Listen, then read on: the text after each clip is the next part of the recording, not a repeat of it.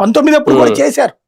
కానీ దాన్ని కోర్టులో ఆదేశాల కారణంగా జగన్కి అడ్వాంటేజ్ అయింది. అది 24కి వచ్చేటప్పటికి అటు ఇద్దరు చెల్లెళ్ళు సేమ్ దాన్ని ప్రచారంలోకి తీసుకురావడం అదొక్కటే గెలుపు కారణం అన్నాను నేను.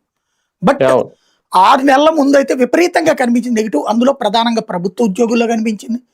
ప్రభుత్వ ఉద్యోగులు విపరీతమైనటువంటి వ్యతిరేకత సృష్టించడంలో, వాళ్ళకు విపరీతమైన ఆశలు కల్పించడంలో తెలుగుదేశం వాళ్ళు సక్సెస్ అయ్యారు.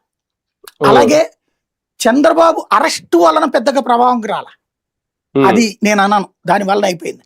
కానీ దానివల్ల తెలుగుదేశం శ్రేణులు యాక్టివేట్ అయ్యారు, అది సింపతి రాల. కానీ ఎందుకంటే ఆ రోజు చూసాం, ఆయన అరెస్ట్ చేసి తీసుకొస్తున్నప్పుడు ఆశించినంత జనం ఏం రాలేదు అక్కడ. ఆయన పాప అప్పటికి బై రోడ్డు వచ్చినా కూడా ఒక చిలకలూరుపేట దగ్గర 10 మంది ధర్నా తప్పించి పెద్ద హడావిడి లేదు, ఈవెన్ కోర్టు దగ్గర కానీ ఇదంతా కూడా.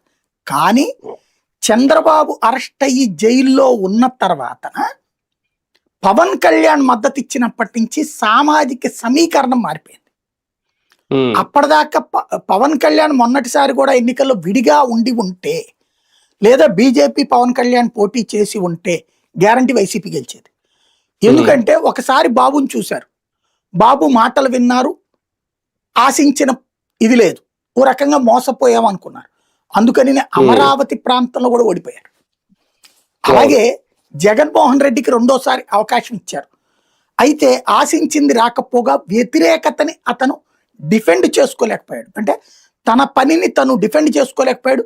వ్యతిరేకత ఒకటి, డబ్బులు రాష్ట్రం అంతా డబ్బులు పంచేసి నాశనం చేస్తున్నాడు అన్నటువంటి ఫీలింగ్ తటస్థులో తీసుకురావడంలో సక్సెస్ అయ్యారు వీళ్ళు. అలాగే వైసీపీ వాళ్ళలోనేమో రెడ్డి సామాజిక వర్గం అంతా అలిగింది. ఎందుకని? బీసీలకి సీట్లు ఇచ్చి బీసీలకి ఉన్నత ఇచ్చి రెడ్డిలను పక్కన పెట్టాడు.